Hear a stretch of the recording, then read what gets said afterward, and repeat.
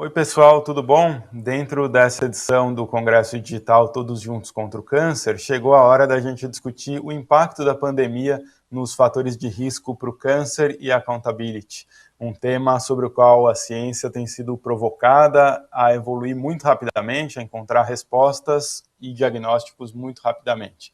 Bom, meu nome é João Pérez, eu sou jornalista, um dos criadores de O Joio e o Trigo, uma página de jornalismo especializada na investigação sobre esses temas, especializada na investigação sobre estratégias corporativas que minam o direito à saúde pública. Para esse painel, a gente tem 3 convidados e um convidado. Eu vou apresentar todo mundo agora, em seguida a gente passa para as apresentações. A gente está recebendo aqui a Vera Luísa da Costa e Silva, que é médica formada pela USP, com um doutorado em Ciências da Saúde pela Fiocruz, foi consultora da Organização Mundial de Saúde e foi chefe do secretariado da Convenção Quadro para o Controle do Tabaco da OMS. Temos também a Ilana Pinsky, que é psicóloga formada pela USP, doutora em Psicologia Médica pela Universidade Federal de São Paulo e pós-doutora pelo Robert Wood Johnson Medical School dos Estados Unidos. O Ricardo Brandão de Oliveira, que é professor de Educação Física, coordenador do Laboratório de Vida Ativa e coordenador adjunto do Programa de Pós-Graduação em Ciências do Exercício e do Esporte da UERJ, Universidade do Estado do Rio de Janeiro. E, por fim, a Ana Paula Bortoleto, que tem graduação em Nutrição e doutorado em Nutrição em Saúde Pública pela Faculdade de Saúde Pública da USP, é pesquisadora do Núcleo de Pesquisas Epidemiológicas em Nutrição e Saúde, também da USP, e coordenadora do Programa de Alimentação Saudável do IDEC, o Instituto Brasileiro de Defesa do Consumidor. Bom, obrigado a todas e a todo pela participação, e eu passo a palavra para a Vera. Vera, vamos lá conversar sobre esse assunto tão relevante nessa conjuntura que a gente vive. Bom, super obrigada pela apresentação e queria agradecer ao Congresso, ao Todos Juntos contra o Câncer e à CTBR, a CT Promoção da Saúde, pelo convite. A minha apresentação, ela vai abordar um pouquinho o que representa a epidemia do tabaco, qual é o senso comum em relação à epidemia do tabaco versus a pandemia da Covid, o que está sendo publicado em relação ao tabagismo e Covid, quanto que a pandemia impactou no consumo do tabaco, fator de risco de câncer, e quais ações desenvolvidas pela indústria fumageira nesse período, pelo governo e quais são os próximos passos. Então, eu gostaria de começar já dizendo que durante a minha vida profissional na área de controle do tabagismo, seja em nível nacional, seja em nível internacional, um dos grandes objetivos foi sempre manter a visibilidade do controle do tabagismo como um fator de risco de doenças crônicas não transmissíveis, como uma pandemia, né, fomentada pela indústria fumageira, e principalmente estabelecer os vínculos e as relações entre esta pandemia e as outras, os outros quadros mórbidos existentes no mundo e na sociedade contemporânea. É claro que essa relação com a agenda de doenças crônicas não transmissíveis foi sempre muito próxima, mas essa relação com as doenças infecciosas sempre foi uma relação não muito conhecida, né? E um dos trabalhos internacionais que vem sendo feito é o de relacionar o controle do tabagismo com o controle da tuberculose, com o controle da AIDS e de outras morbidades. E isso sempre foi uma coisa muito difícil, porque, de uma certa maneira, as doenças infecciosas, elas são causas agudas de mortalidades, elas acontecem muito rápido, e as pessoas morrem, e existe uma relação muito próxima, o que não é tão simples assim, com as doenças crônicas, que são a maior causa de mortalidade do mundo, causadas pelo tabaco. Então, a mesma coisa a gente vivencia com a pandemia do coronavírus, né? Então, o que a gente vê atualmente é que os malefícios do tabaco são muito bem estabelecidos. Ele causa 8 milhões de mortes anualmente por ano por doenças cardiovasculares, doenças pulmonares, câncer, diabetes, pressão alta, enfim. E se você comparar isso com as mortes globais pelo coronavírus, que hoje em dia alcançam 930 mil, você vê claramente que em um ano o coronavírus, felizmente, não vai matar o que o tabaco mata anualmente no mundo. Só que essa relação ela não é tão clara e não tão evidente, né?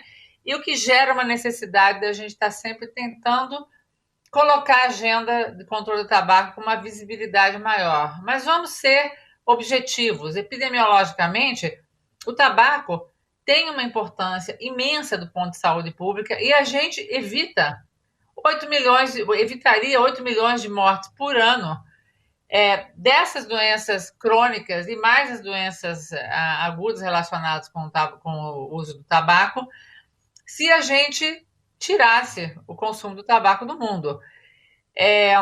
Portanto, é uma agenda de saúde pública que fala por si só, né? No Brasil, são mais de 150 mil mortes anuais evitáveis. E são mortes evitáveis, né? São mortes que podem.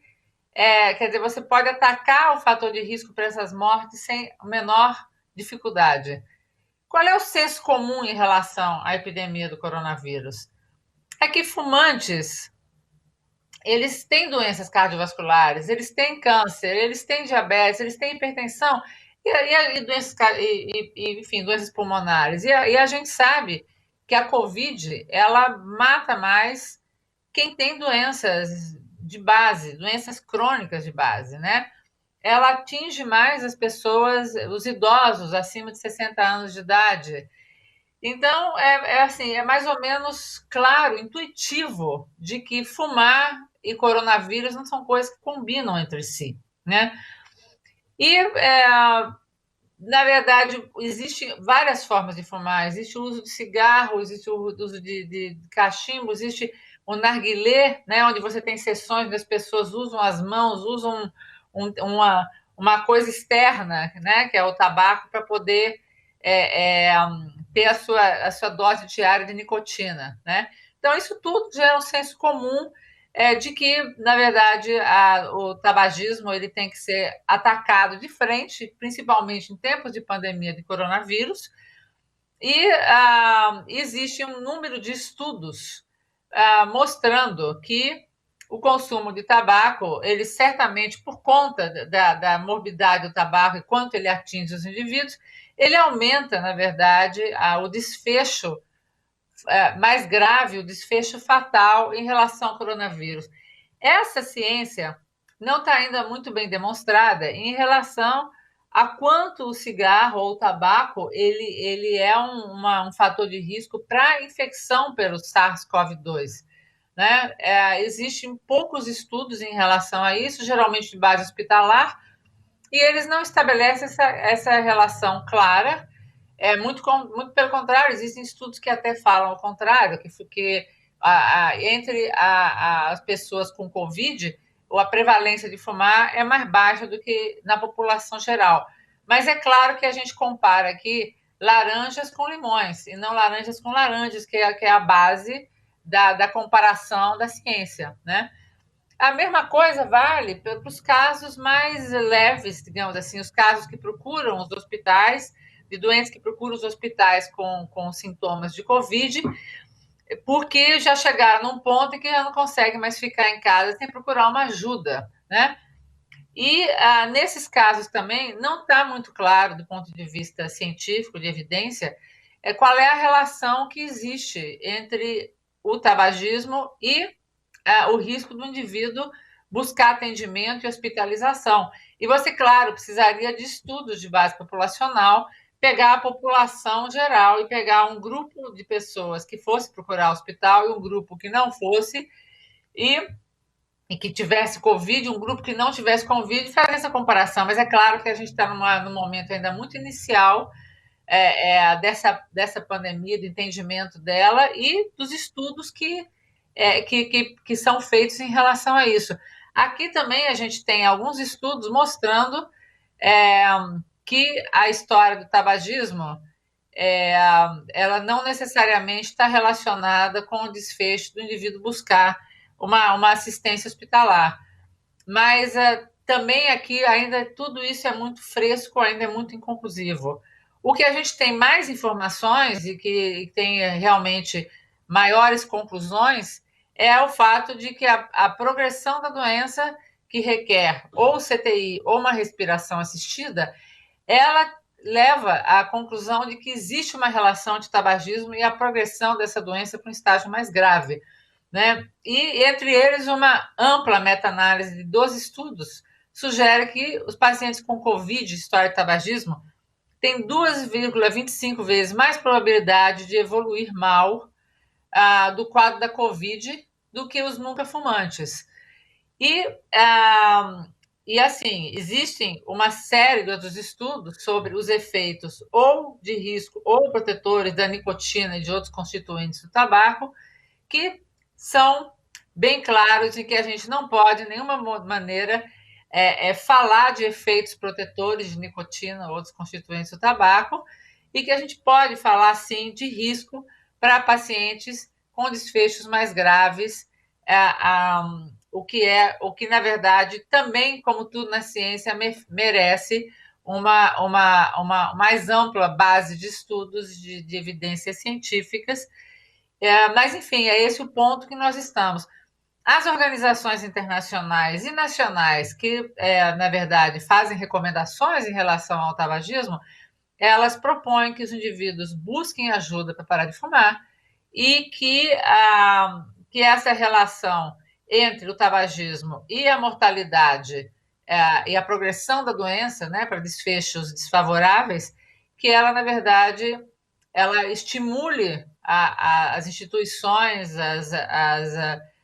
o governo em seus vários níveis e a sociedade como um todo aos tabagistas para que eles busquem ajuda para deixar de fumar. E no Brasil isso é muito, digamos assim, muito específico, porque o SUS ele dispõe de facilidades para que os indivíduos busquem ajuda para deixar de fumar. Existe uma linha para que as pessoas liguem para tentar ajuda e conselhos para deixar de fumar. Na verdade, a pergunta também que foi feita para mim é quanto que a epidemia impactou no consumo de tabaco, que é um fator de risco de câncer. E não existe muita informação ainda sobre esse impacto. Existem alguns países onde notícias da imprensa leiga falam sobre uma redução de consumo, como é o caso do Reino Unido. No Brasil já existiram notícias mostrando que que pode ter havido um aumento do consumo. De todas as maneiras, a gente não tem nenhuma base clara ainda para dizer que isso aconteceu. A gente pega um exemplo, por exemplo, da África do Sul. Na África do Sul foi proibido vender cigarros durante a pandemia por conta dos efeitos do tabaco sobre os pulmões do indivíduos, que inicialmente pensou-se que a Covid era uma doença pulmonar, e depois se viu que não, que era uma doença sistêmica, multifacetada, com muitos sintomas, né? Então, é preciso, na verdade, seguir o que as instituições falam. No Brasil, existem sites disponíveis da CONIC, que é a Comissão Nacional de Implementação da Convenção Quadro e do Instituto Nacional do Câncer, que formam uma base muito importante de informação. Existe o site da Fiocruz, do CETAB, principalmente sobre as estratégias da indústria do tabaco, como a indústria do tabaco tem se aproveitado dessa pandemia para botar sua agenda para frente. A Anvisa e a própria Aliança para o Controle do Tabagismo no Brasil, que tem uma série de informações disponíveis para o público. O que a indústria tem feito, né? Eu acho que eu vou mais ou menos terminar meus últimos minutos de apresentação falando um pouquinho sobre isso. A indústria tem tentado, como sempre, confundir a ciência, ligando o tabagismo ao Covid-19 e colocando publicamente uma informação de que a nicotina e fumar teriam um efeito protetor ao Covid-19, o que é uma inverdade. A indústria tem tentado participar em desenvolvimento de vacinas, desenvolvimento de remédios para tratamento da Covid, se colocando como um bom parceiro para governos e entidades. Ela tem feito doações e medidas de responsabilidade corporativa social, por exemplo, doando respiradores ou coisas do gênero, sempre fazendo a imagem da pessoa, dos indivíduos responsáveis. Tem tentado continuar interferindo em políticas e enfim, retardando regulações. Existe uma série de leis no Congresso Nacional que precisam passar pelo benefício da população brasileira, e é claro que a indústria está sempre fazendo um movimento contrário a isso. Tem tentado se colocar como na verdade, um trabalho essencial, né? Então, quando saem as medidas para que os trabalhos não essenciais sejam retardados, a indústria vem logo a público se colocar como um trabalho essencial que precisa ter continuidade, que claro que não é, né? E criticando organizações de controle do tabagismo e ativistas de controle do tabagismo, como se falar em controle do tabagismo fosse uma agenda que fosse contra a saúde pública ou contra o momento atual de implementação de medidas contra a Covid. E, na verdade, tudo isso é falácia, né? A indústria colocou também uma notícia no jornal e colocou muito isso sobre que a nicotina, na verdade, estaria fazendo um efeito protetor contra a Covid, e é claro que eles ganham atenção na mídia, e tentando passar a sua agenda de promoção de dispositivos eletrônicos de nicotina, como cigarros eletrônicos e tal, como sendo sempre a solução, o que também não é, e a gente sabe que cada vez mais existem mais efeitos maléficos desses novos dispositivos contra a saúde pública e na verdade, adicção à nicotina. Então, assim, para finalizar, o que precisa ser feito? Mover a política nacional do controle do tabaco. No site do INCA existem os projetos de lei que precisam de apoio. Proteger a integridade das medidas existentes de controle do tabaco e proteger da indústria fumageira. E promover largamente o tratamento do fumante para que o fumante deixe de fumar, para que o fumante não substitua o tabaco por outros produtos e para que a gente possa, na verdade, estar cuidando da saúde pública da nossa população. Queria agradecer mais uma vez e desejar um bom congresso para todos. Obrigada. Bom, muito bem, obrigado, Vera. E sem demoras, a gente passa do tabaco para o álcool, a gente passa da Vera e Ilana. Já sabemos o que falta saber e qual é a agenda política que precisa se mover. Por favor, traga para a gente essa perspectiva em relação ao álcool e impactos da pandemia nos fatores de risco para câncer. Pois não, é um prazer estar aqui e agradeço a CT pelo convite.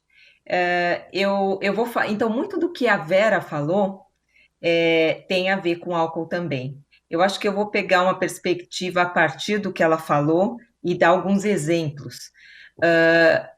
Então, assim, bom, a gente já sabe esse começo da importância das doenças crônicas não transmissíveis para o mundo, né, o que elas representam em termos de morte no mundo e no Brasil. E também que esse painel está falando justamente sobre os fatores que aumentam a chance de desenvolver essas condições, os principais fatores, né? Que é o consumo de cigarro, sedentarismo, comidas ultraprocessadas não saudáveis e uso de bebidas alcoólicas. Assim como o câncer, assim como o tabaco, o consumo de álcool ele também causa uma quantidade enorme de condições de doenças e cada vez mais está se descobrindo quais são as doenças que se relacionam ao consumo de álcool. A gente, além disso, ainda tem acidentes, violências e outras coisas que influenciam num desfecho muito complicado, ainda mais que, como a gente está aí embaixo da tela, entre 15 e 49 anos, que vamos dizer, a idade em que as pessoas estão mais produtivas, o álcool acaba sendo mais utilizado e é o primeiro fator do que a gente chama de DELIS, né, que são os anos de vida perdidos por incapacidade, e portanto, responsável por mais de 3% das mortes entre as mulheres e 12% das mortes entre os homens, né? Esse foi um artigo super importante, esse artigo do Lancet, que foi publicado em 2018, em que até então se falava muito sobre os fatores vamos dizer, alguns fatores protetivos, né, que protegiam do álcool, ligados a alguns tipos específicos de doenças cardiovasculares. E esse estudo que foi feito numa quantidade absurda, enorme, né, de países, 195 países e territórios, descobriu que, basicamente, não há consumo de álcool, não há nível de consumo que aumenta a saúde. Porque qualquer tipo de eventual efeito protetor que ele tenha, em algumas doenças cardiovasculares, ele é contrabalançado de muito pelos problemas causados, por exemplo, no câncer. E se a gente pensa no câncer e bebidas alcoólicas, é uma relação causal absolutamente estabelecida e curioso que grande parte das pessoas não sabe dessa relação entre bebidas alcoólicas e câncer. Eu mesma que trabalho na área há muito tempo, eu comecei a me dar conta disso mais ou menos recentemente. Então, o número de trabalhos em relação a isso é absurdo, tanto que a própria indústria do álcool não pode negar que existe essa relação. Então, existem cânceres da boca, garganta, esôfago, laringe, fígado, colo retal e da mama. E números bastante importantes de causação do câncer ligado ao álcool, né? Do consumo do álcool que acaba causando câncer. A relação entre o câncer e o álcool é uma relação de dose, ou seja, quanto mais você bebe ou com mais frequência, você tem, vamos dizer, mais probabilidade de desenvolver. Mas não tem um nível seguro. O que significa isso? O que a gente dizia na tela anterior, que você não pode pensar que porque você bebe pouco, ou você bebe bem menos, você está totalmente protegido, principalmente no caso de, que a gente vê atualmente, câncer de mama. Que acontece sim, e mesmo em consumos baixos, como por exemplo, uma dose por dia, ou moderados de álcool. Se a gente pensa no consumo de bebidas alcoólicas durante a pandemia, da mesma forma que a Vera estava falando em relação ao tabaco, os estudos, a gente ainda não pode ter certeza do que exatamente aconteceu em termos de consumo de bebida alcoólica. Eu fui dar uma olhada o que havia de informação no Euromonitor, na indústria, né, nos dados da indústria, e o que a gente sabe, em geral, é o seguinte: fora alguns locais que proibiram a venda de bebida alcoólica, como a África do Sul, no início existiram muitos eventos de acúmulo, de grande armazenagem de bebidas alcoólicas. Então, aqui nos Estados Unidos, por exemplo, aconteceu isso. As pessoas iam nessas lojas, liquor stores, né, que nos Estados Unidos foram também considerados negócios essenciais por conta do lobby da indústria, elas acumulavam, elas pegavam uma quantidade enorme de bebida alcoólica, muitas vezes pensando mais em quantidade do que em qualidade, mas, de maneira geral, realmente os bares fecharam, os restaurantes fecharam, então é difícil saber exatamente o que aconteceu com o consumo. O que os dados da própria Ambev, eu fui dar uma olhada, falavam é que em abril os volumes tinham caído 27%, mas que desde então está ocorrendo uma recuperação gradual.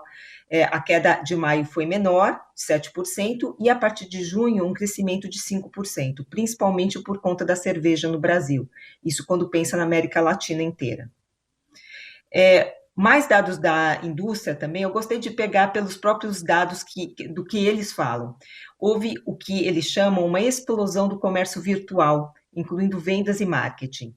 Então, não sei se o público conhece, por exemplo, o Zé Delivery, talvez conheça, porque agora o Zé Delivery é um mecanismo de venda virtual da Ambev, que já existia e que no ano passado teve, se comparado a esse ano, houve um aumento esse ano de 3,5 vezes nesse ano comparado com as vendas do ano passado. Então, só nos primeiros 3 meses, nos últimos 3 meses, houve 5,5 milhões de entregas em casa pelo Zé Delivery, que são entregas de bebida alcoólica, basicamente, principalmente cerveja. E uma outra questão que eu vi também da própria indústria é uma estratégia que em algum momento a gente pode discutir, que chama Smart Affordability, ou seja, acesso inteligente, e que foram desenvolvidas cervejas muito, muito baratas em alguns estados no Nordeste, E que essa, por exemplo, no Maranhão é uma delas, são marcas que foram desenvolvidas a partir de mandioca, que são produtos locais, e que receberam descontos muito grandes de impostos dos governos locais, e essa estratégia parece que, mesmo durante a Covid, funcionou muito bem. Então, os volumes, segundo a Ambev, aumentaram 70% nos últimos 3 meses. E eles usam um termo que eu acho importante a gente ficar atento, que se chama as marcas conectaram com as comunidades locais. Então, vocês veem aí o sabão com mandioca, que foi doado para a comunidade local e contabilizado, e depois vocês vão ver como uma, vamos dizer, uma benesse, uma coisa bacana que a indústria tenha feito pela comunidade, mas vocês veem que o logo é o logo da cerveja, já conectando com a comunidade. Então, aqui é só também é um dado da Ambev, mostrando esse aumento da venda através do Zé Delivery. Não venda, não aumento, uma explosão, né, do aumento. E esse BIS é um outro tipo também de e-commerce que foi testado na República Dominicana e que mostrou, como vocês veem, um aumento de 70% das vendas só no mês de junho. Então, para mostrar a importância desses e-commerce em termos de quanto a indústria vai poder vender. Aqui é mais um exemplo também do BIS, só para vocês terem uma ideia da importância. Aqui vocês veem, por exemplo, na terceira tela, as promoções que são feitas através desse aplicativo. Então, para mostrar quão rapidamente e como é que isso vai, vamos dizer, produzir uma possibilidade das pessoas beberem mais, por conta da facilidade e por conta dos preços que ficam mais em conta. As lives foi outra estratégia extremamente utilizada, em geral, mas pela indústria extremamente utilizada. E esses são dados da indústria, eu acho muito importante usar os termos deles, de novo. Então, em termos de marketing, segundo eles, e eles estavam falando com os investidores, eles continuaram a investir em novas maneiras de conectar com os consumidores, usando um mantra que eles chamam de Stop Interrupting, Start Entertaining, ou seja, vamos parar de interromper as propagandas, não são mais interrupções, mas elas são parte da diversão. E essas lives, elas tiveram aconteceram 398 nos últimos 3 meses, então façam as contas de quantas aconteceram por dia, com mais de 2,5 milhões de menções relacionadas às marcas do portfólio. E para dar uma dimensão do impacto, segundo eles, as lives tiveram 57% mais visualizações do que o final da Copa do Mundo, e quase 10 vezes mais do que aquele concerto mundial que aconteceu, o Together at Home. Esses são alguns exemplos das lives, então se você entrar, por exemplo, no Circuito Brahma, você tem esses vários exemplos das várias lives de artistas muito conhecidos e muito populares. E aqui é um outro tipo, esse artista, Xande Avião, também parece que fez lives, mas fora isso também tem canais no YouTube, em que ele conectou com uma marca da Ambev. Pra vocês terem uma ideia da quantidade de visualizações, olha aqui, mais de quase 900 mil visualizações, sendo que isso apenas começou em 10 de agosto. Uma outra coisa que é importante, eu acho, para nós que temos filhos, você vê aqui que isso é uma conexão pelo TikTok também. Então, esses são pessoas, vamos dizer, do público geral, que de alguma maneira participam dessa música, né, através do TikTok, que é algo que adolescentes, o TikTok é algo que adolescentes super se conectam, né.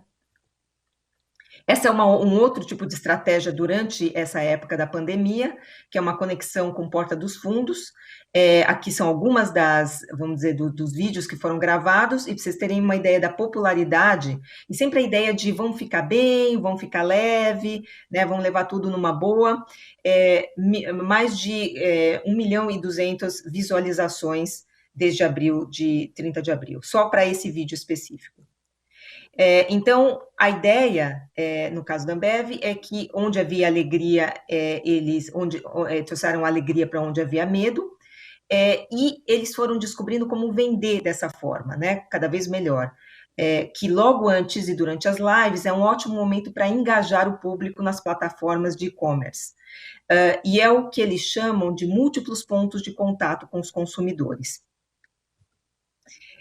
Ao mesmo tempo, e isso que eu queria, eu acho que é uma discussão para nós termos aqui, é, a mesma empresa, isso deve ter acontecido com certeza com outras empresas, ganhou um prêmio através da UN, por todas as suas atividades, vamos dizer assim, de benfeitoria durante esse período.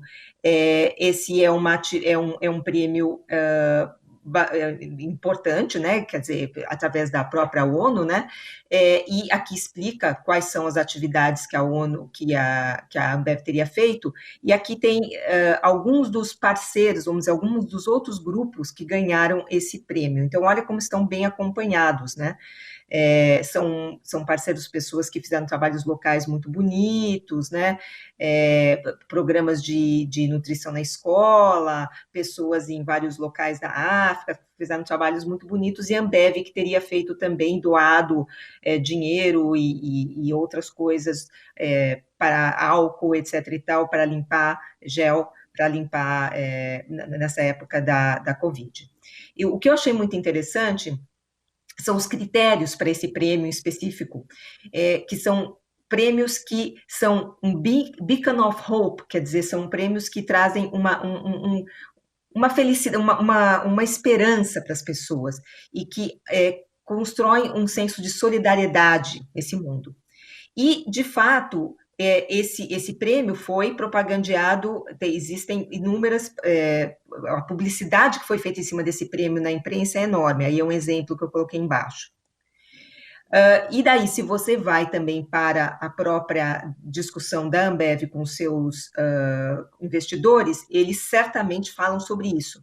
Então, eles disseram que eles foram reconhecidos pela United Nations com esse prêmio, e isso tudo aconteceu por causa da resposta que eles fizeram rapidamente para as necessidades sociais, e que eles foram muito criativos, etc. e tal. E eu fui dar uma olhada para ver algumas das razões pelas quais esse prêmio foi dado, né?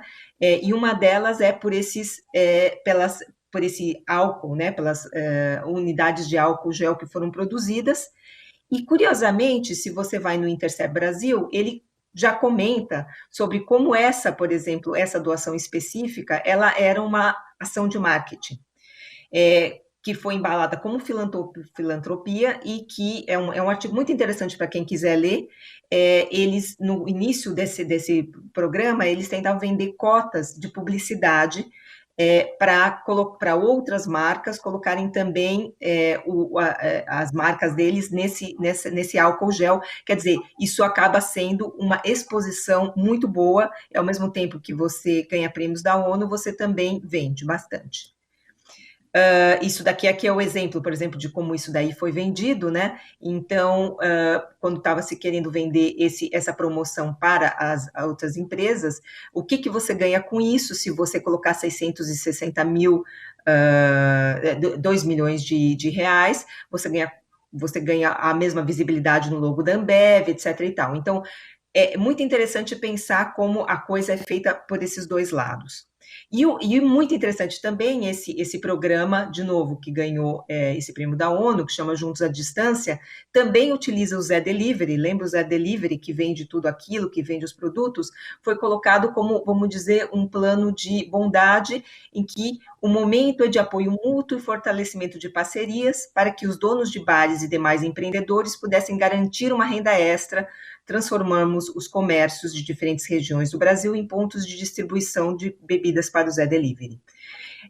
Então, eu achei muito interessante contar, e esse é o final da minha apresentação, a importância, como que a indústria utiliza na prática, por exemplo, o Covid que está acontecendo agora. E vamos ver depois a discussão que nós faremos sobre isso. Muito obrigada. Muito bom, obrigado, Ilana, pelos exemplos que você mencionou. Com certeza eles rendem uma bela discussão, e a gente vai encontrar eles em várias outras áreas aí da indústria, da produção de bebidas, produção de tabaco, produção de alimentos. E, bom, agora a gente passa para uma conversa sobre atividade física, sedentarismo, com o Ricardo. Então, Ricardo, vamos lá, a palavra é sua.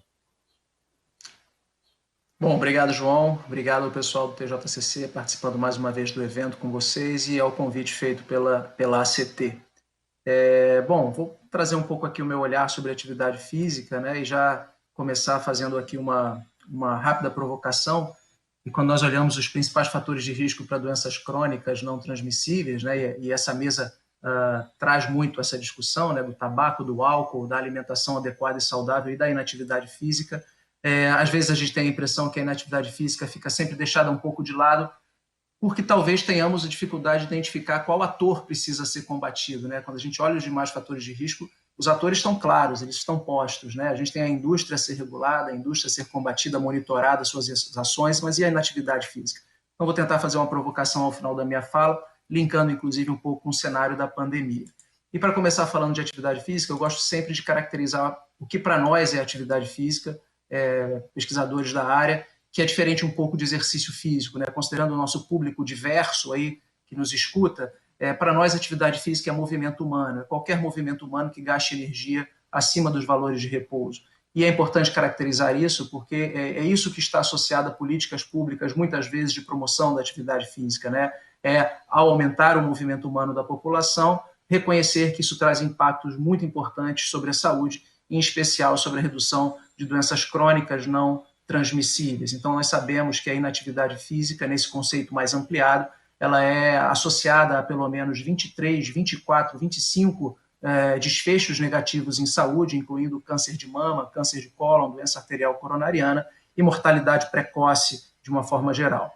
Sabemos também que a inatividade física traz impactos importantes, não apenas sobre a saúde, mas impactos econômicos e sociais muito importantes, e que também é caracterizada por nós como uma importante pandemia global, né? Então, para nós da área, nós estamos nesse momento vivendo, na nossa concepção, duas importantes pandemias, ou muitas outras pandemias, né? Temos uma pandemia de obesidade, enfim, mas uma pandemia também da inatividade física, que tem alta prevalência em países ricos e pobres, que afeta algo em torno de 1,4 bilhão de adultos no mundo. Isso representa 1 a cada 4 adultos não atendem às recomendações mínimas de 150 minutos de atividade física semanal e 3 a cada 4 crianças não atendem às recomendações mínimas de 300 minutos. Isso significa que nós temos 3 a cada 4 crianças que não se deslocam diariamente o mínimo necessário para preservar ao longo da vida a sua saúde.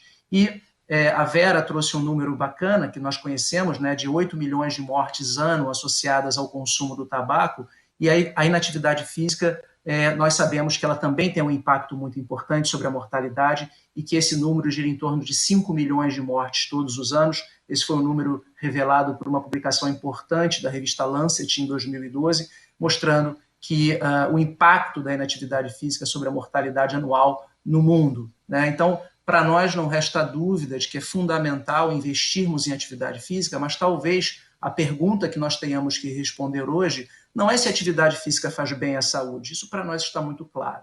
Talvez a pergunta que nós tenhamos que responder hoje é como propiciar às pessoas escolhas e ambientes ativos, para que elas tenham a percepção de que ter uma vida mais ativa, se deslocar mais diariamente, por exemplo, é uma vantagem, seja uma vantagem social, seja uma vantagem de socialização, seja uma vantagem econômica, uma vantagem de se explorar o espaço público, o espaço urbano, de uma forma geral. Bom, e aí nesse contexto e nessa contextualização teórica, nós chegamos a uma pandemia, né?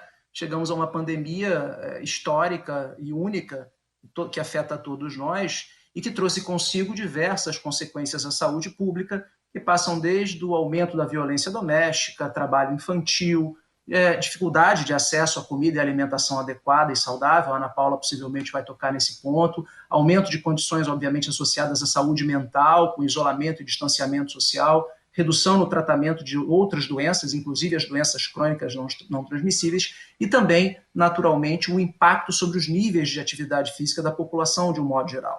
Nós não temos ainda dados muito concretos sobre estudos pós-Covid-19, sobre o quão impactante foi sobre os níveis de atividade física, mas as empresas de tecnologia têm nos apontado alguns caminhos. Então, quando nós olhamos, por exemplo, alguns dados do Facebook, Google, do Fitbit, que é aquele aplicativo que vem com um gadgetzinho que você pode monitorar o número de passos, o número de caminhadas, etc. e tal, o Fitbit nos mostra, por exemplo, uma redução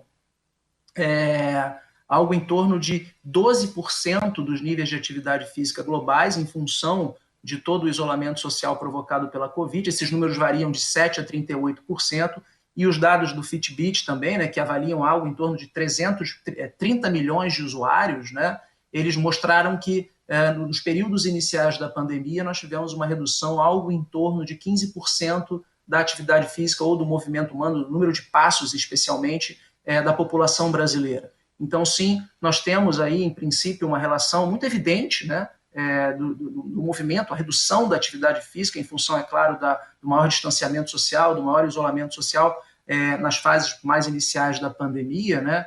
E, por outro lado, a gente também reconhece, né, temos o dado de um estudo do Reino Unido, que mostrou que os maiores níveis de atividade física foram, ou melhor, os baixos níveis de atividade física foram responsáveis por um risco aumentado em torno de 32% para hospitalização pela Covid-19. Então, a gente tem aí um cenário complexo, né, de uma imposição social de isolamento que provavelmente reduz de maneira substancial os níveis de atividade física da população, não é diferente no Brasil. Por outro lado, a atividade física como um elemento fundamental para também redução das complicações associadas pela Covid.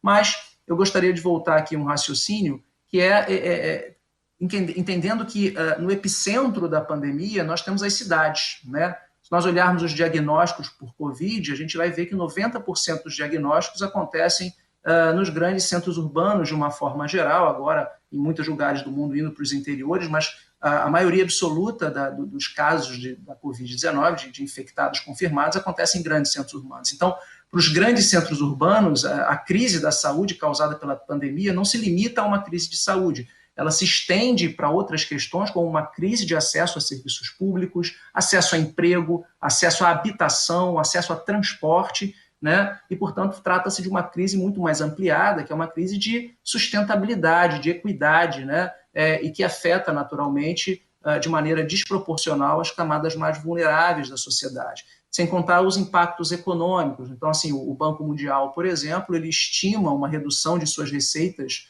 né, que os governos locais, em média, vão perder suas receitas de 15% a 25%, e que, portanto, soluções inovadoras terão que ser adotadas, né? Inovadoras, eficazes, sustentáveis, vão ter que ser adotadas por esses governos locais para tratar não apenas da crise da saúde pública, mas para a crise econômica que nós já estamos enfrentando, né? E aí vem talvez uma grande visão otimista sobre a pandemia. Então, a gente, de um modo geral, tem a tendência de falar só dos impactos negativos da pandemia da Covid-19, mas vamos tentar olhar um lado positivo que eu vou tentar trazer para vocês. Que olhar é esse, né? Como parte das respostas emergenciais à pandemia, prefeitos de diversas cidades do mundo passaram a recomendar o uso de transporte coletivo, por exemplo, apenas para atividades essenciais, com o intuito, obviamente, de reduzir aglomerações. E como consequência dessas recomendações, né, nós observamos uma ampliação em várias cidades do mundo de espaços públicos destinados a pedestres e ciclistas, né? Portanto, espera-se uma menor aglomeração de pessoas através da substituição de parte dessas viagens de transportes coletivos e carros individuais para o maior uso de transportes ativos, né? Ao passo em que se permite, ao mesmo tempo, uma retomada gradual econômica e da vida urbana. Então, o que nós estamos observando na prática de muitas cidades do mundo é um aumento, um boom do uso de bicicletas, por exemplo. No Brasil, se a gente compara julho de 2019 com julho de 2020, nós tivemos no Brasil um aumento de 118% da venda de bicicletas no país. Muitas cidades do mundo passaram a investir em ciclovias emergenciais. Então, a gente vê, por exemplo, Bogotá, que é um grande exemplo, talvez o maior exemplo que nós temos na América Latina de investimentos em infraestrutura cicloviária e ampliação de calçadas para que os pedestres voltem a ocupar o espaço público, né? Cidade do México, Fortaleza, Curitiba, BH, cidades na Europa, Nova York, muitas cidades do mundo, como forma de resposta emergencial à pandemia, passou a ampliar a sua infraestrutura emergencial com construção de ciclovias emergenciais para que as pessoas possam se deslocar de maneira mais ativa, e passa a ser também uma forma, durante um cenário de pandemia, mais segura no controle de infecções. Então, se por um lado a gente observa a pandemia como um grande impacto sobre os níveis de atividade física e também da saúde e econômicos, nós também passamos a compreender a pandemia como uma oportunidade única de colocarmos na agenda política de discussão uma voz ampliada para a atividade física nesse domínio específico que é dos deslocamentos diários. Nós sabemos que a atividade física nos deslocamentos diários apresentam impactos importantes sobre a saúde, apresentam redução de mortalidade precoce em torno de 10% a 11%, olhando exclusivamente a atividade física como forma de deslocamento diário, mas para que isso aconteça é necessário também política pública que estimule com que isso aconteça, né?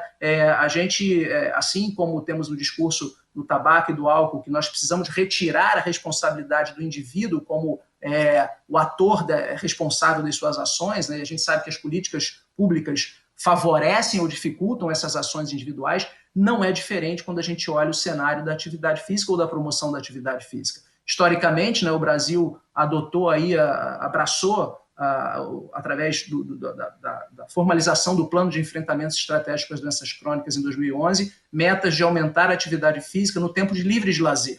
Né? De 2011 para cá, se nós olhamos os resultados da população brasileira, a gente conseguiu aumentar a prevalência de atividade física no tempo livre de lazer, com a implementação, em 2011, pelo Ministério da Saúde, das academias da saúde. Né? Isso foi uma grande conquista para a promoção da atividade física. Por outro lado, quando nós olhamos o domínio dos deslocamentos diários, incorporados às vidas diárias das pessoas, né, que é muito importante, nós estamos estagnados nos últimos 10 anos e, para certas faixas etárias, nós reduzimos a prevalência de pessoas que se deslocam diariamente de forma ativa para os eixos casa-trabalho-casa, casa-escola-casa. Então, é fundamental que a gente traga esse olhar, e eu acho que a pandemia ela traz uma oportunidade única de nós repensarmos o modo como nos deslocamos e vivemos nos grandes espaços urbanos. Né? É uma pandemia do espaço urbano que nasce de uma crise alimentar importante, da maneira como as pessoas vivem e circulam nas cidades, e para nós é uma oportunidade única de discutir esse domínio da atividade física nos centros urbanos. Para isso, precisamos de política pública. Né? Para isso, talvez seja o momento de nós tentarmos identificar certos atores que também precisam ser regulados para que a gente favoreça um percentual maior de uso de modais ativos na vida das pessoas diariamente. Né? E é claro que um elemento que a gente passa a tentar observar, e esse é um trabalho que a gente vem tentando desenvolver mais recentemente, é começar a tentar olhar para que indústrias poderiam, por exemplo, ter influência sobre as escolhas modais, né? Que indústrias exercem influência sobre a escolha do indivíduo pegar o seu carro, ir de carro para o trabalho ou de transporte público, ou a escolha do indivíduo ser mais favorável de escolher ir a pé, de escolher ir de bicicleta. Então, quando a gente olha, por exemplo, a cidade de São Paulo, a gente percebe que 25% de todos os deslocamentos diários feitos na cidade de São Paulo são feitos por distâncias de até 3 quilômetros. Distâncias totalmente factíveis de serem realizadas caminhando ou pedalando.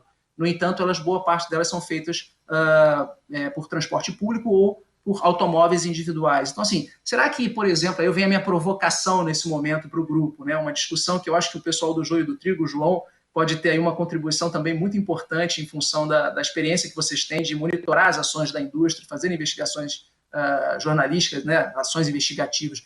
Então, assim, até que ponto a gente tem similaridades, por exemplo, do lobby da indústria do automóvel com o lobby da indústria do tabaco, né? Quando a gente começa a levantar literatura e ações da indústria automobilística, a gente percebe muitas similaridades, né? Assim como a indústria do tabaco, a indústria automobilística, por exemplo, investe milhões em marketing, né? 2 a 4% dos lucros da indústria automobilística por exemplo, investido em marketing. Ambas as indústrias possuem lobistas profissionais e empresas associadas que supostamente defendem discursos de regulação como forma, na realidade, de estarem presentes em grupos de influências e decisores políticos, que, ao final, atuam para impedir regulações. Né? Nós temos, por exemplo, organizações da indústria automobilística que declaram a década de ação para a segurança das estradas ou seguranças viárias. Quando você vai perceber as ações que são promovidas pelas indústrias, elas são normalmente ações de medidas educativas voltadas para a segurança do pedestre, que são reconhecidamente ineficazes. Né? Um outro exemplo que nós poderíamos trazer é que cigarros e carros normalmente são posicionados como escolhas e direitos individuais. Né?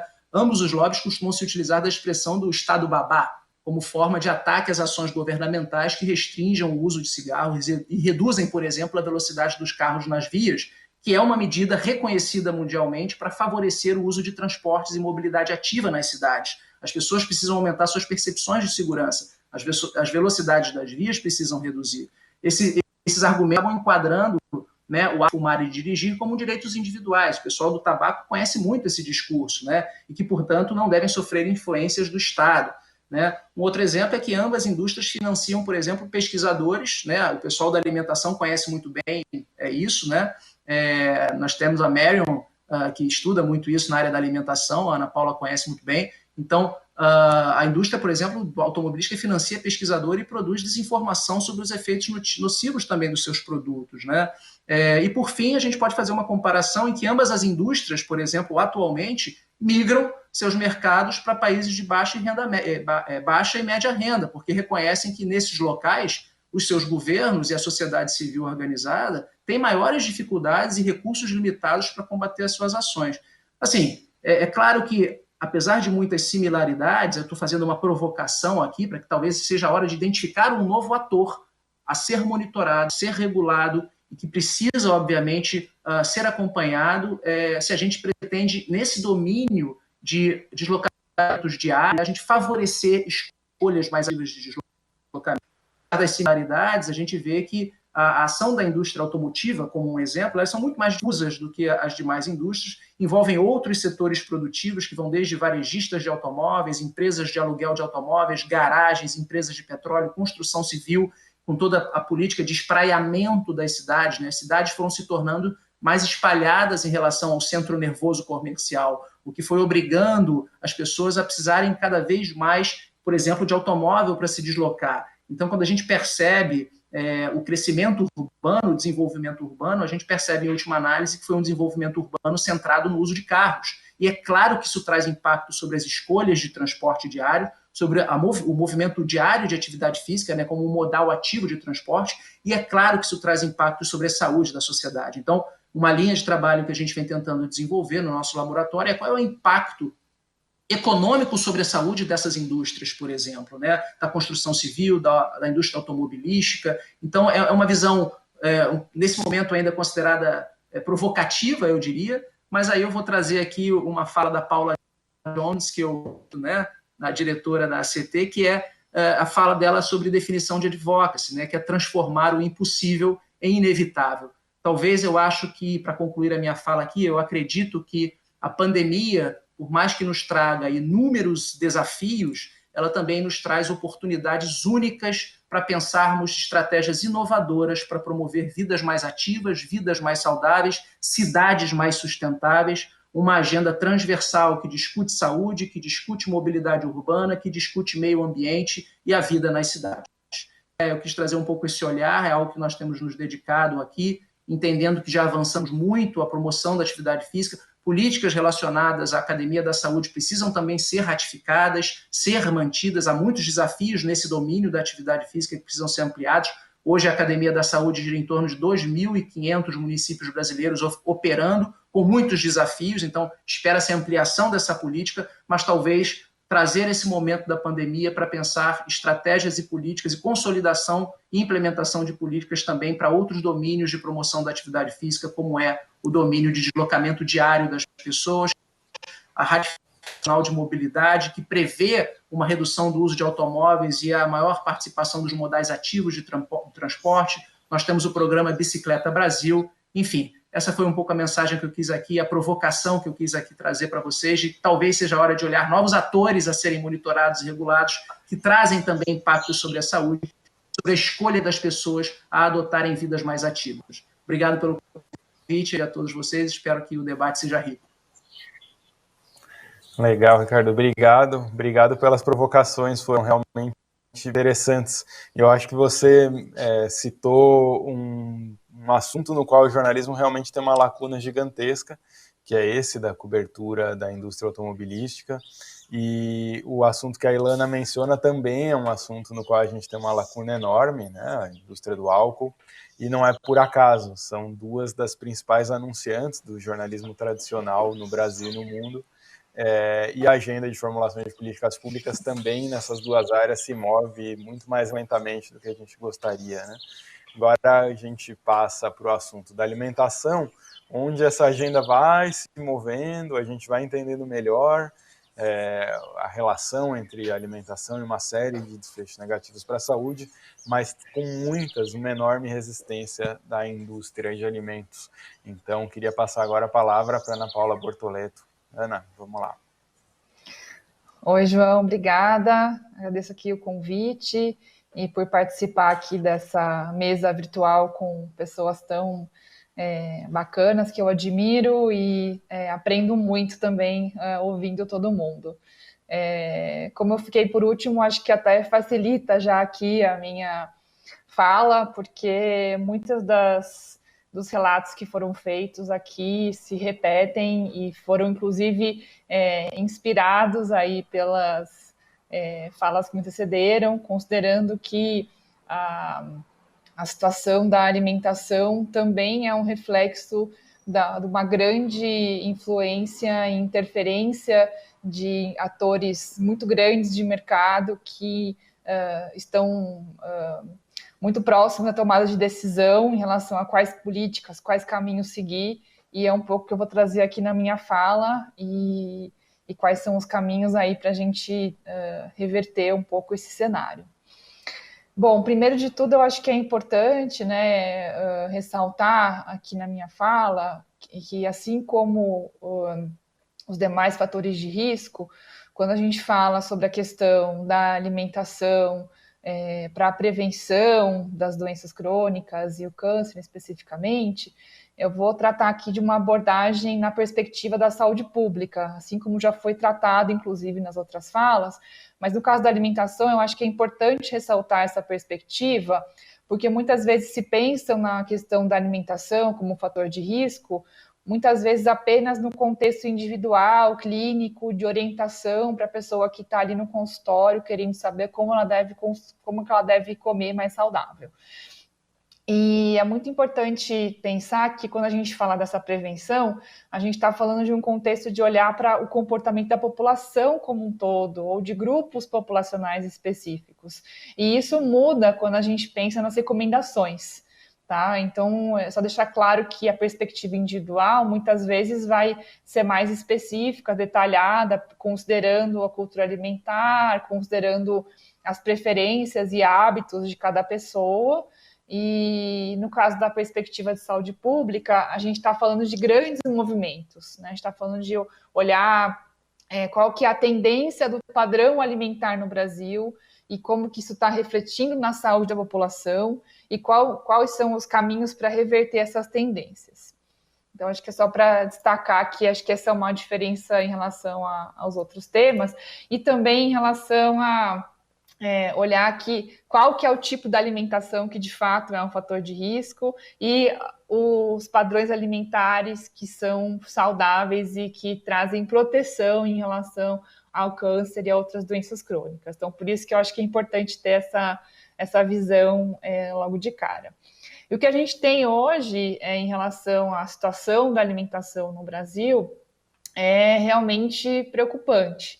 A gente tem os dados mais atuais e representativos são da pesquisa de orçamentos familiares feitas pelo IBGE e que os dados em 2017 e 2018 e que foram publicados, inclusive, recentemente esse ano, tanto os dados de compra de alimentos das famílias quanto dados de consumo alimentar. Esses resultados refletem um padrão que a gente já tinha observado nos anos anteriores de aumento do consumo dos produtos ultraprocessados, que são aquele conjunto de produtos que são formulados pela indústria, que tem uma grande quantidade de substâncias ou ingredientes que são produzidos ou extraídos de alimentos e com aditivos alimentares que mudam a textura, o sabor, a cor, a aparência, a crocância dos produtos, para que eles sejam mais atrativos para o consumo. Aí inclui nesse grupo salgadinhos, refrigerantes, comida pronta congelada, bolachas, etc. E esse é o grupo de alimentos, né, de produtos que são considerados os produtos que trazem um impacto negativo para a saúde e que a gente precisa considerar como não são recomendados como parte de uma alimentação saudável, inclusive já reconhecidos pelo Guia Alimentar da População Brasileira.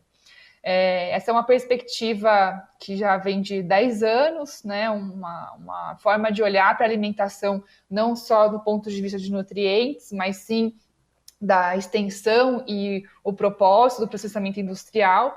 E a gente vê que são esses os produtos, cada vez mais a gente tem evidências que consolidam que é essa categoria de produtos que está provocando diversas doenças crônicas não transmissíveis. Os dados da POF, que é como a gente chama a pesquisa, eles mostram que cerca de 18% das calorias disponíveis nos domicílios, né, para consumir são de ultraprocessados, mas felizmente a maior parte do consumo das famílias ainda é de comida de verdade, ainda é de alimentos in natura, minimamente processados e ingredientes culinários. Então a gente tem aqui no Brasil, na verdade, uma situação de tendência de aumento do consumo de ultraprocessados, esse que é o fator preocupante que eu coloquei no começo, mas que a gente tem muito espaço para reverter isso, porque felizmente a gente não tem um domínio total em relação ao consumo desses produtos, como acontece já em alguns países na Europa e também nos Estados Unidos. Então, o que a gente tem hoje é que muitas vezes tem essa tendência de consumo maior acaba se refletindo no impacto negativo para a saúde. Recentemente também foram publicados 2 estudos que revisam os estudos publicados no mundo todo sobre essa relação entre o consumo de ultraprocessados com o impacto na saúde. Eu não vou detalhar aqui para vocês todos esses estudos, mas são revisões que mostram que o consumo de ultraprocessados aumenta em 26% o risco de obesidade, e a gente sabe que a obesidade em si também tem um impacto em relação ao maior risco de câncer. Ele aumenta o risco de sobrepeso, obesidade e circunferência abdominal entre 23% a 34%, síndrome metabólica 79%, dislipidemias em mais de 100%, doenças cardiovasculares até 30% e até de mortalidade de todas as causas em 25%. Então, acho que esses 2 estudos recentes, eles consolidam os dados populacionais que mostram por que é tão importante a gente falar em relação à redução, à restrição do acesso dos alimentos ultraprocessados, porque realmente são esses os produtos que estão provocando doenças crônicas, mortalidade e redução da qualidade de vida das pessoas. E por que isso está acontecendo, né? A gente sabe que não é à toa. Na pandemia, a situação tende a se agravar mais ainda, porque a gente está vendo uma situação de maior empobrecimento da população, maior dificuldade de acesso a alimentos, e muitas vezes o que acontece, assim como aconteceu já no caso do álcool e tabaco, doações, né, de alimentos que não têm uma qualidade nutricional adequada e que a maior parte das vezes são também ultraprocessados. Então, é muito claro, inclusive na pandemia a gente tem visto dados de, por um lado, as pessoas estão ficando em casa e algumas conseguindo cozinhar mais, o que é positivo, mas também mostra que o desempenho da indústria de alimentos ultraprocessados está já crescendo e capaz de se adaptar em relação à situação da pandemia. O que acontece também, que contribui para esse agravamento, assim como nos casos que a gente já ouviu aqui, uma adaptação das estratégias de marketing desses produtos em relação à promoção deles em momentos de relaxamento e bem-estar no meio da pandemia, como no caso das lives, muitas lives que aconteceram, e a gente, inclusive, já viu casos de como aproveitar mais a sua live junto com uma batatinha, um refrigerante, acompanha aqui a live como chocolate, muitos influenciadores nas redes sociais, né, promovendo esses produtos, também mostrando, associando o consumo desses produtos a um status, a uma celebridade que é reconhecida. Então, isso é muito comum também. E o que favorece também essa parte da questão das doações é uma imagem positiva das empresas como sendo parte da solução. Eu acho que isso é um exemplo que já foi citado aqui, que se repete em relação a várias empresas, né, de ultraprocessados, de bebidas açucaradas, de vários, enfim, acho que as categorias de alimentos são várias, e acho que se refletem nisso, olhar essa posição, inclusive com espaço maior na mídia do que o eventual, né? No Jornal Nacional, por exemplo, tem um espaço agora específico só para destacar como essas empresas estão sendo solidárias no momento da pandemia, e é uma questão delicada, que a gente sabe que tem uma situação emergencial, com muitas pessoas em condições de vida ainda mais vulneráveis, e esse marketing social está servindo muito para que elas saiam da pandemia numa situação ainda mais digamos assim, favorecimento em relação ao seu posicionamento.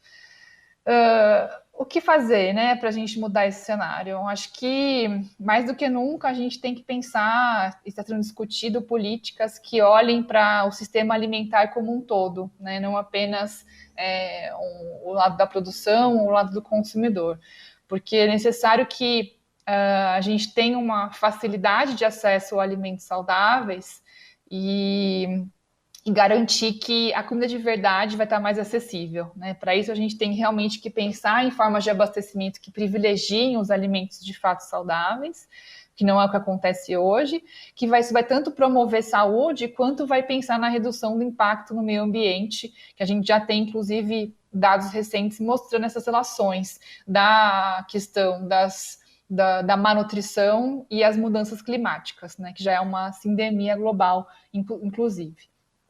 E claro que muitas vezes se pensa que, mas para mudar os hábitos, a gente precisa educar a população, que as pessoas têm que receber informação, e aí, a partir disso, elas vão conseguir fazer escolhas mais saudáveis. Claro, sem dúvida, a educação é fundamental e tem que estar presente cada vez mais em currículo escolar de forma transversal, em orientações, a promoção do guia alimentar. Acho que esse é um ponto indiscutível. Porém, apenas a educação é insuficiente para a gente conseguir reverter esse cenário de um ambiente alimentar que promove e estimula o consumo de ultraprocessados.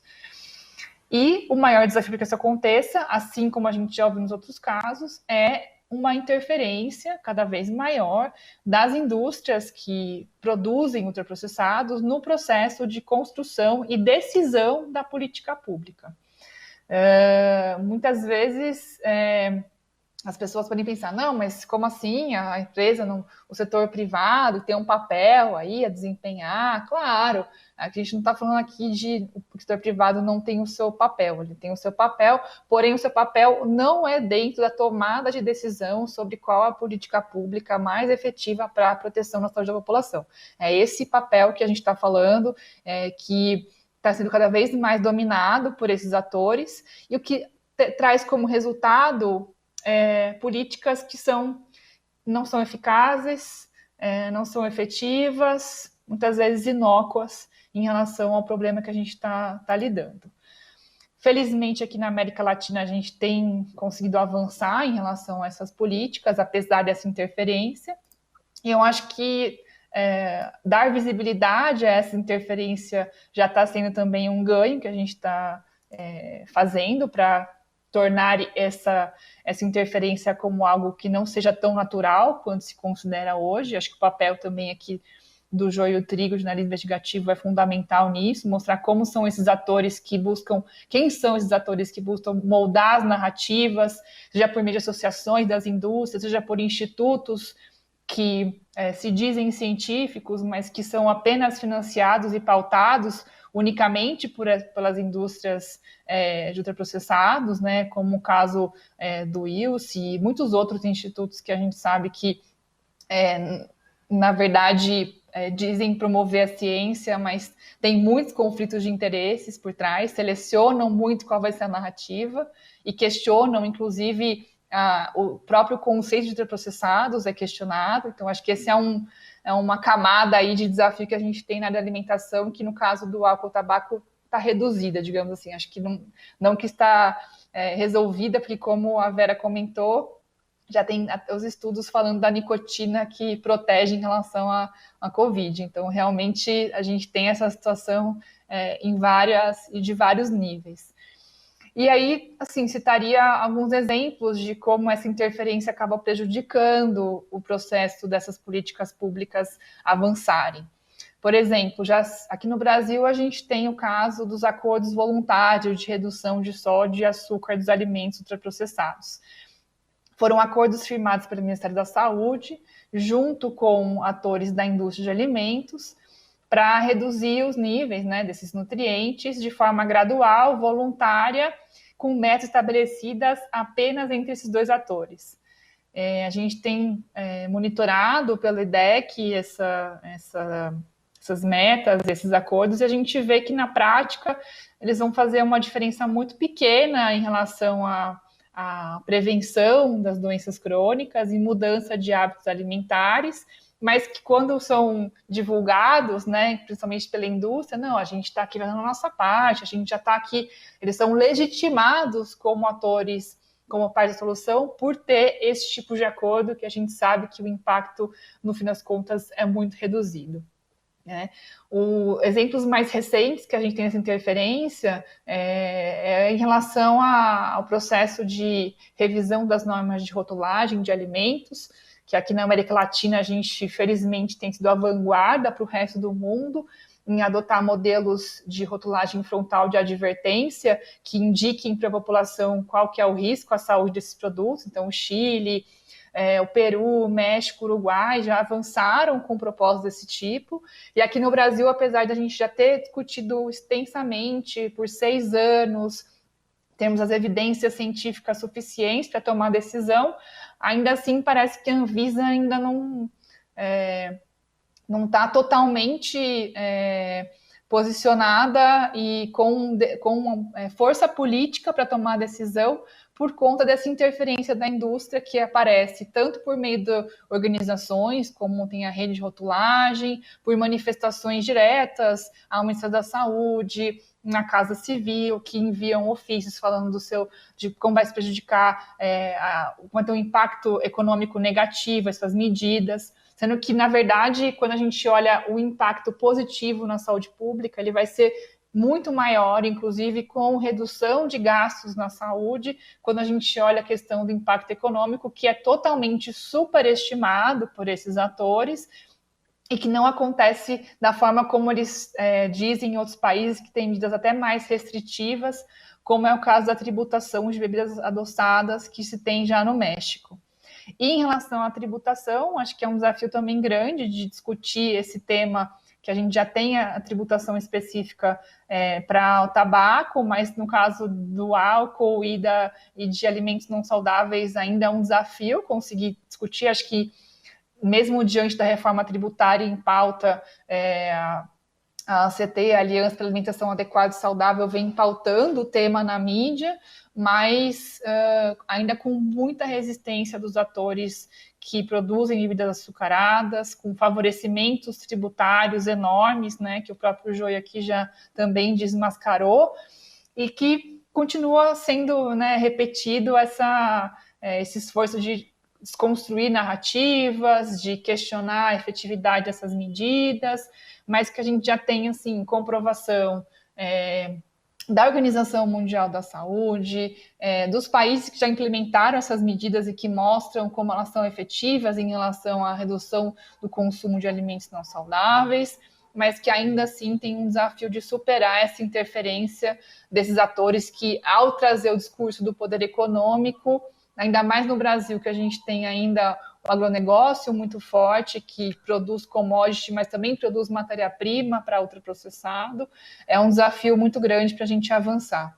Para a gente superar isso, precisamos de mais transparência nos processos de decisão, maior previsibilidade, como essa decisão vai acontecer, medidas que restringam essa interferência, seja de lobistas, seja de atores que fazem reuniões a portas fechadas com os atores do Poder Executivo que a gente nem consegue ter acesso muitas vezes, e garantir, promover a participação social, que a sociedade civil tenha espaço, seja ativa, seja respeitada, para poder trazer os diferentes atores no debate e que vão assim, contribuir para uma política pública que seja de fato efetiva e que proteja as escolhas mais saudáveis em relação à alimentação. E aí convido aqui todo mundo para conhecer o trabalho, tanto do IDEC, quanto da Aliança pela Alimentação Adequada e Saudável, que são atores que vêm trabalhando na sociedade para garantir que as políticas mais efetivas e que, de fato, protejam a saúde da população sejam aprovadas o mais rápido possível, para a gente realmente conseguir pensar aí nessa pandemia e sair dela de uma forma um pouco menos impactante na saúde, porque com certeza a pandemia trouxe ainda mais desafios para quem precisa de uma orientação em relação à alimentação saudável, para quem está no início do diagnóstico de uma doença crônica, para quem busca uma alimentação saudável, mas vai ter menores condições financeiras para fazer isso. Então, as medidas regulatórias, ainda mais nessa situação, são ainda mais necessárias e urgentes. Acho que eu vou parar por aqui, João, e fico à disposição para responder perguntas e o debate. Obrigada. Muito bem. Obrigado, Ana, pelas colocações, pelo panorama que você apresentou. Muito bem. Agora, então, a gente passa para as perguntas que a gente recebeu pela plataforma, somadas também aqui algumas provocações que foram trazidas ao longo dessa discussão. Vamos lá. Bom, a gente está apertadinho aqui de tempo e então vou direcionar aqui a pergunta mais votada do painel, foi a seguinte. Vera, vai para você, ó. A indústria do tabaco tenta se reinventar por meio dos novos produtos e assedia profissionais de saúde com o discurso da redução de danos. Como evitar que pessoas sejam iludidas com essa estratégia?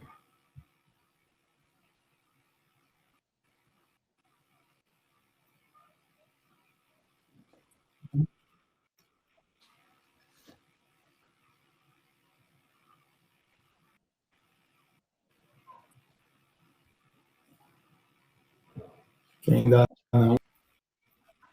Vera, agora foi aí? Como que estamos? Não?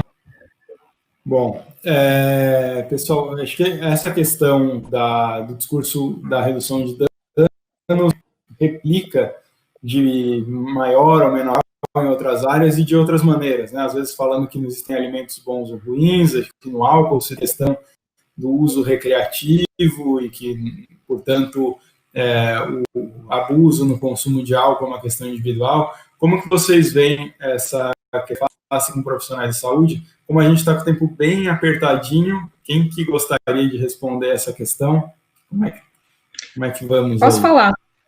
É uma pena mesmo que a redução de danos tenha sido sequestrada dessa maneira pela indústria, porque nós trabalhamos na área, por exemplo, de dependência química, no passado e ainda presentemente a redução de danos para questões ligadas, por exemplo, à cocaína, heroína, essas drogas, apresentou resultados muito importantes. Mas, de fato, frequentemente nas indústrias com as quais a gente trabalha, esse discurso passa a ser um discurso da liberdade, como se fosse, enfim, contrapõe ao discurso que, teoricamente, nós estaríamos fazendo, pessoas trabalhando na saúde pública, que seria o discurso contra a liberdade, o que, na verdade, é justamente o contrário, né? Então, eu acho que encontros como esses, apresentações, esclarecimentos, e um posicionamento mais claro, que eu acho que a gente tem que aprender com esse tipo de coisa pública, fazem com que esse discurso, ele, enfim, não sequestre, não coloque as pessoas da saúde pública, que justamente querem trazer mais liberdade para as pessoas, numa posição, se a gente quisesse restringir e e permitir que as pessoas fizessem o que elas querem fazer. Então, acho que essa pergunta é extremamente importante, se reflete em todas as indústrias que estamos discutindo aqui. Maravilha. Bom, pessoal, agradecer mais uma vez a presença de todo mundo nesse painel. Foi um prazer, com certeza muitos aprendizados para quem assistiu, para quem debateu. E a gente volta numa próxima edição. Ficaram várias perguntas muito interessantes que, com certeza, no momento que a gente pudesse encontrar pessoalmente, também vai ser muito bom de conversar. Valeu, gente. Obrigado e até a próxima. Grande prazer.